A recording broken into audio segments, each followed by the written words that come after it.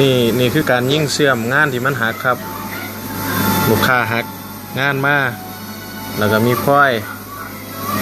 เขาก็ต้องเอาใช้เลเซอร์เสื่อมหรือว่าจะไม่ต้องไปกินน้ำประสานอีกสามารถเชื่อมได้ใช้น้ำยากันดำให้น้ำเพื่อสินงานออกมาสิได้ดูดีไม่ต้องไปชุบไม้คัดไม้ยิ่งแล้วเอาไปชุบได้เลยครับนี่ครับเรียบร้อย